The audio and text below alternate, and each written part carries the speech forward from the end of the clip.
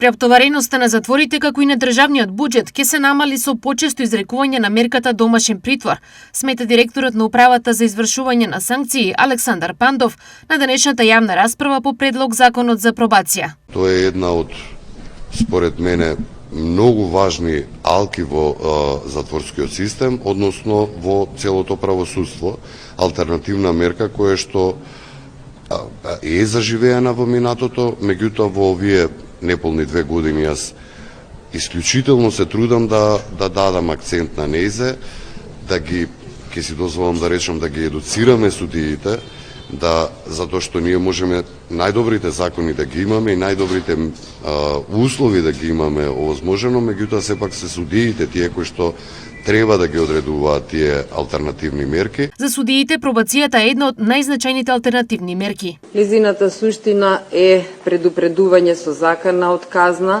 при што сторителот останува во заедницата, но под услов да не стори ново кривично дело во определен рок, при тоа да ги исполни обврските определени со заштитниот надзор. Со предлог законот за пробација ќе се воведе родова сензибилна терминологија, како и регистар на лицата на пробацијскиот надзор, најави министерот Игор Филков. Воведена е и родова сензитивна терминологија, како и проширена листа на основи за еднаков третман, со што се заекнуваат вредностите на еднакост и правичност во целиот систем. За академците ова е чекор напред во реформите за евроинтеграција на нашата земја. Главен предмет е владењето на правото и судските реформи и борбата против корупцијата и другите значајни реформски чекори што треба да бидат направени на патот на евроинтеграцијата на нашата земја. За ова и за другите детали кои ги носи предлог законот за пробација денеска се дебатираше во МАНУ.